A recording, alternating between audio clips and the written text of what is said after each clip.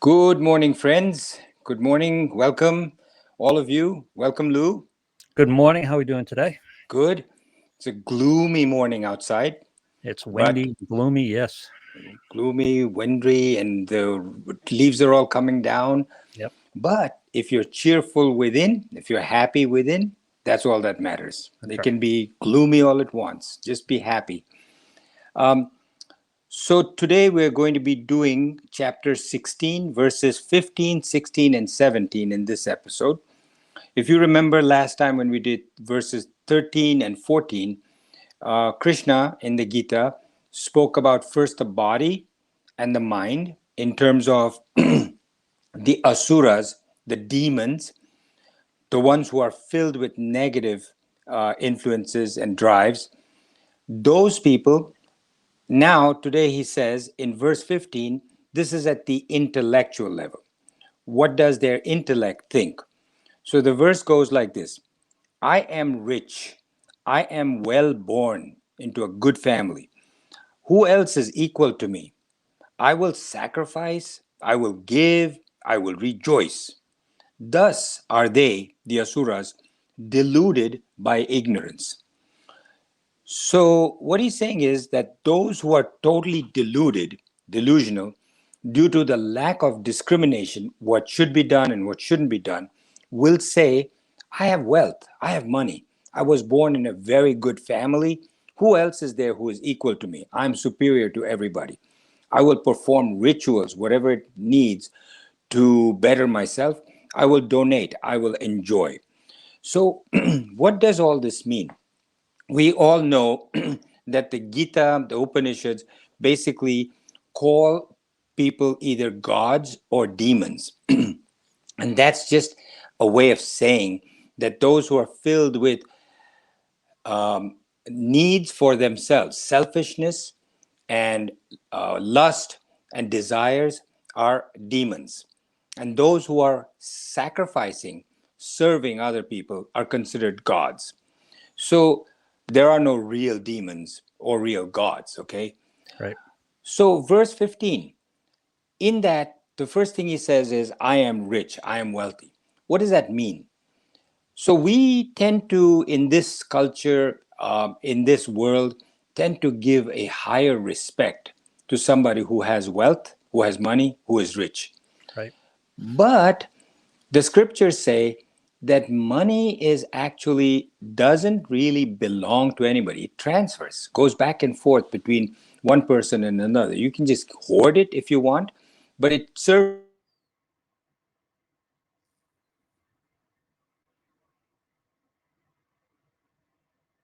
satisfaction if you spend it, right? It may give you security, or you think, because you have, a ton of money in the bank, that you say, okay, I have all this money.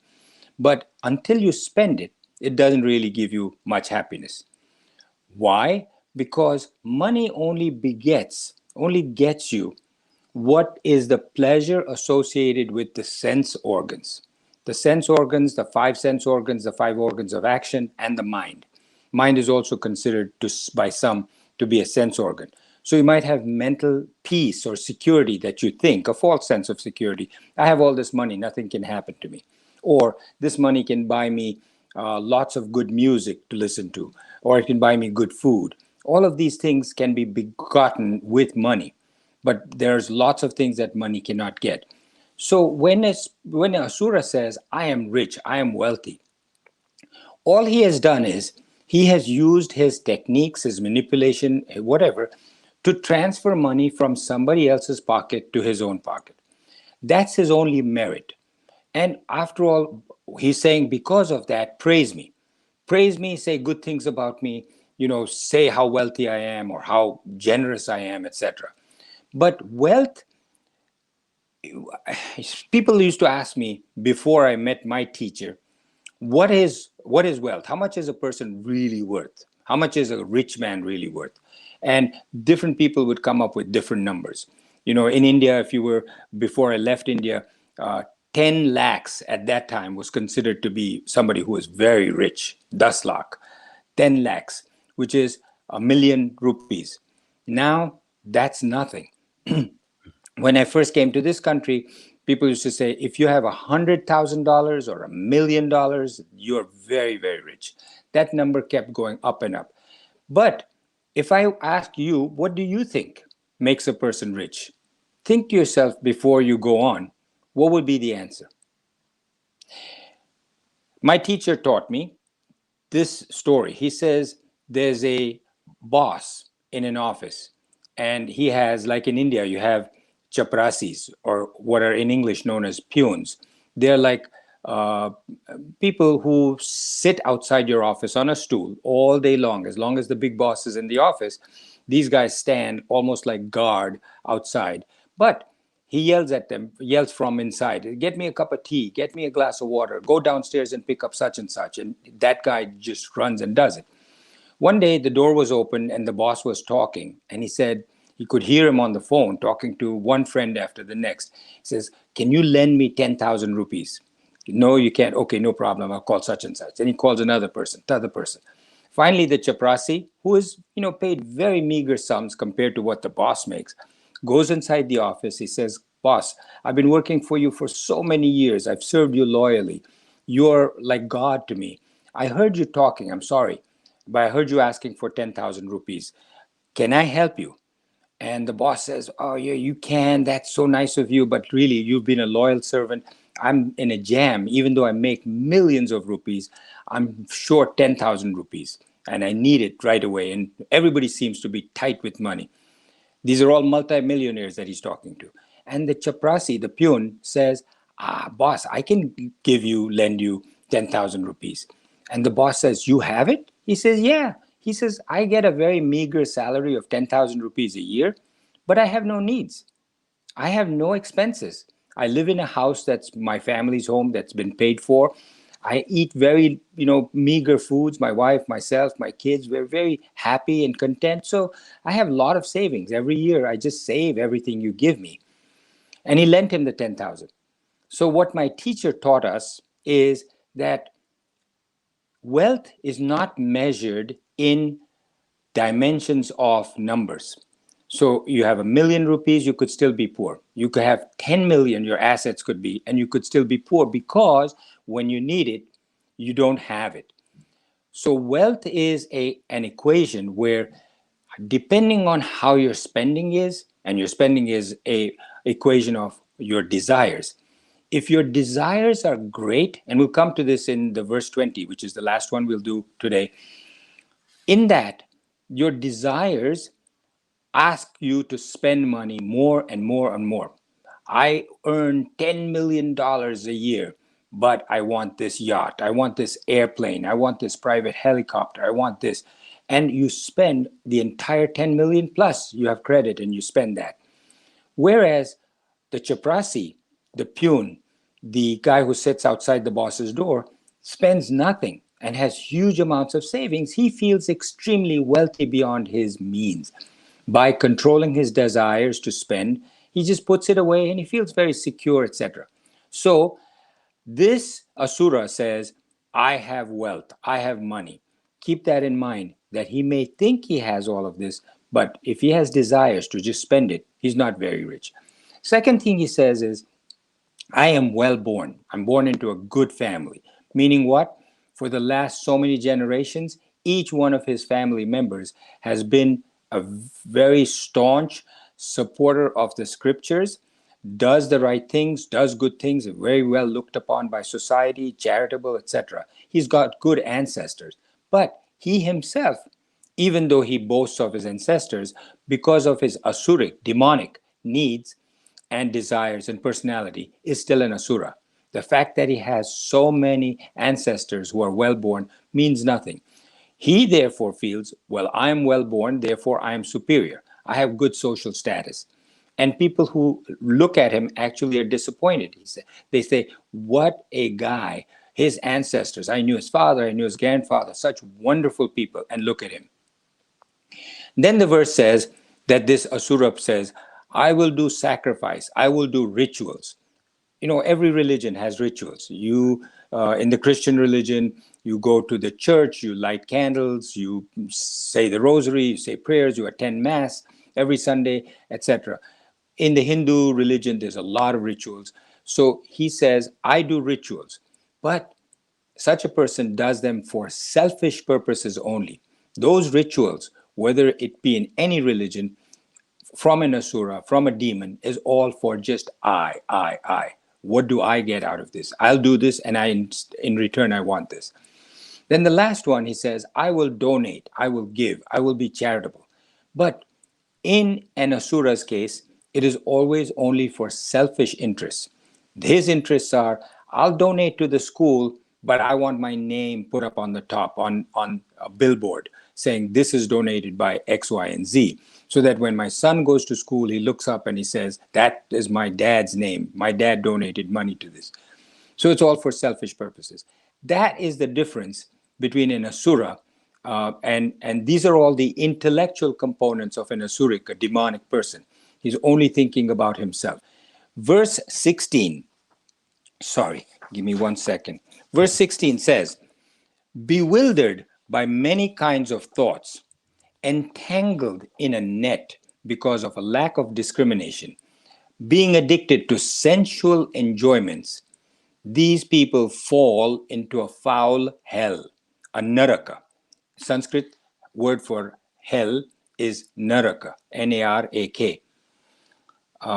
By the way, this may be a good time to say the original Sanskrit name for Norway was Nurg, which was a way of saying Nurk. Nurg, N-O-R-G-E, is the current official name of Norway. And Swarga, S-W-E-R-G-E, is the Sanskrit word for heaven.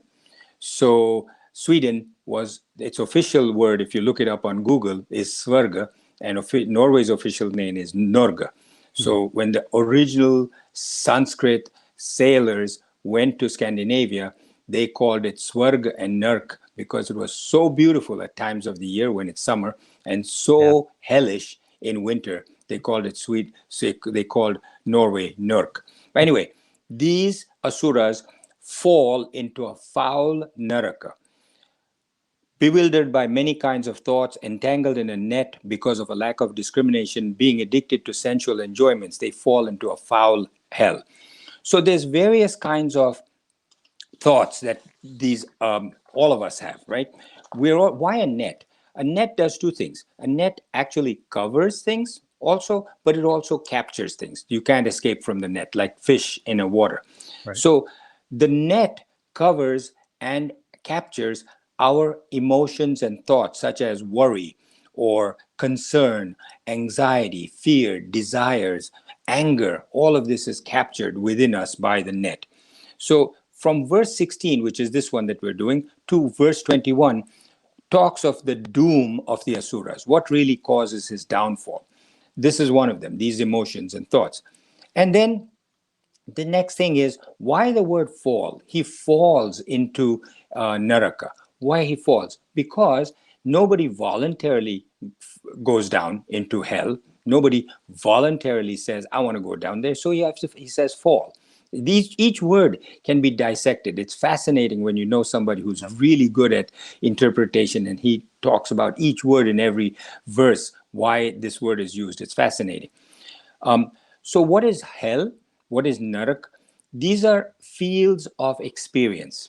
So each one of us has a field, a moment, a time period when you have a certain experience. You could have a joyful, and these are temporary.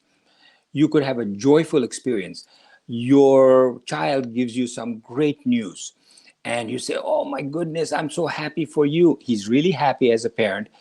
It's a field of experience that lasts for a certain period of time and then dissipates.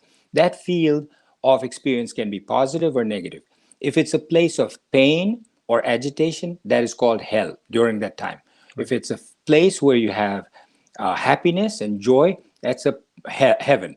So when we die, the scriptures say you are either in hell or heaven. That's what the Upanishads say, Gita says. That was then carried, because it was the oldest. It was way before any other religion. It was 5,000 years ago. So it was the Gita was written 3000 BCE. Upanishads were written many, many years before that.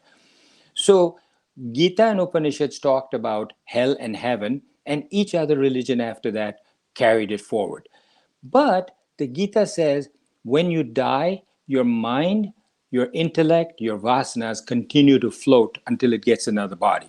While it's floating in this ether, it is because of the vasanas, because of what has happened in its karma, what it's done, what bad things. It could be in a place of pain. A mind can be very painful. That is considered hell. That Right. while he's waiting for another body to come into, he is going through pain, agitation, mental agitation while he's not in a body. That's hell. And he may wait 1 year, 6 years, 8 years before he's reborn. And that is a time of hell that he's going through. It's a temporary field because then he gets a body, he forgets all about that and goes through life all over again. So Gita says, selfish, immoral actions cause mental agitation, cause suffering and sorrow, which is hell. Important thing here is that you are punished by your action, not for your action. Very, very, very important for you Yeah. to all to remember that. You're punished by your action, not for your action. You're rewarded by your action, not for your action. What we all think of is that God punishes us or God rewards us for what we have done or for what bad things we have done. He punishes us or he rewards us for the good things we have done. No, you punish yourself. You reward yourself. And we know this, right? You guilt about something, just as a very superficial example. You feel so guilty because I remember one time when I was a young boy, somebody had brought a BB gun, an air rifle, and Yeah. it just little pellets. And he said, just aim at something. This is how you aim and you shoot. And he said, see that bird sitting up there on the telephone wire? Aim at it, put it like this, and shoot. And I did, not realizing as a boy what I never even expected that the pellet would fly so high, so far, and would actually hit the bird. I never thought of it. I aimed, I shot. Next thing I knew, the bird fell down dead from the wire. I felt so guilty. I felt so bad when I rushed up to the bird to see what had happened, and the bird was motionless with blood coming from its body. I felt so guilty. I punished myself for my action. I was punished by my action, not for it. It wasn't that an outside entity, a God or God, punished me. I punished myself. And this is going back maybe 60, 65 years more. I still punish myself for that. That why did I do such a thing? It's And so funny because I had the exact same experience when I was a kid. The exact same experience. tell me, And no, you couldn't have described it any better. I got a BB gun. I forget whether a friend had it or I got it as a gift or something. Went out on my front step and saw a bird on a telephone wire, never thinking I'd hit it. I hit it and killed it. And in my life, and I'm young, in my life, that's still a very traumatic event to me. That that's still right. sticks with me. So we are punished by our Yeah. actions, not for our actions. We tend to say God punished me. We tend to say God rewarded me. And it's a little hazy because we also talk of karmas. There is something that God sets in motion for your karma, but those are not for your actions, but by your actions. Enough. I think we've beaten that to the ground. It's We an understand important what that point, means. though. It's a very important point. Yeah. So remember that your conscience, your self punishes and rewards you for what you've done, in addition to the karmas, of course. Now, verse 17. Self-conceited, self-aggrandized, vain, stubborn, overpowered by the pride and arrogance of wealth. These asuras perform sacrifices in name only, out of ostentation, contrary to ordinance, and not as prescribed, but by pretending to follow the scriptures. So these people think of themselves as noble and portray themselves as noble to others. They perform religious rites only to glorify themselves. Religious rites are to be performed with and dedication and devotion to the Supreme. You really have to say, okay, I am devoting myself, I'm dedicated to Brahman. To be selfless, to sacrifice. Sacrifice what? Not an animal or a bird. Sacrifice your ego, your I-ness, me. Sacrifice that. And be grateful for what you have from Brahman. Be grateful for everything you have, for the air that you breathe, for the water that you drink, for the fact that you have the right temperature and humidity in the atmosphere around you. Utmost humility, sacrifice, and gratitude is what is necessary. The fact that these asuras do religious rites and do whatever it is that they're doing, a puja, a prayer, going to the church, having giving money to a church or a temple to say, here, feed everybody today, but make sure that everybody knows I did it. That's not good enough. These asuras have no divine virtues. They think that they're greater than others, grander than others. They don't give anything to others, not even praise or service or respect. They think they're special to God. So, this is an important thing for you to remember also, that giving praise, people have a hard time sometimes giving money or clothes. I've seen people having a hard time to part with. They will keep it, they will keep it, they will keep it, because they say, I might need it sometime. And they die, and their kids come and they take everything that is there, blindly pick it up, throw it in a dumpster and say, "Her." They don't even give it to somebody else, just throw it away. Say, I need it out of this house. Right. So all of these things that you save and keep without giving to others that might truly help somebody, give it away, do charity. If not material objects, at least be free with your honest praise, because I find that there are certain people, no matter what happens, they don't praise. Others lavish you with praise. Respect. For those that deserve respect, make sure you show them that respect. That is also a form of charity, not just money. People think of charity only as money, but praise, respect, and your sacrifice of your deeds, your work, your favors that you do to people. That's also important. But asuras don't. Asuras don't give off their praise, they don't give off their respect, they don't give off their sacrifice. They want others to work on them and give them all of this. Lou, what is it, 25 minutes so far? 24, yeah. 24, good. I'm getting the hang of it now. I know how long I've been talking. Yeah. You do this long enough, you start to get the feel for the time. Any questions, any comments, anything else I should add?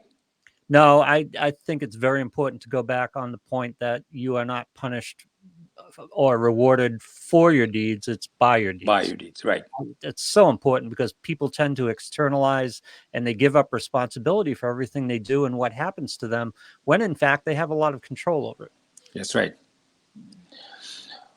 Okay, friends, we will see you in the next episode, and we will do the next 3 or 4 verses, and I look forward to seeing you there.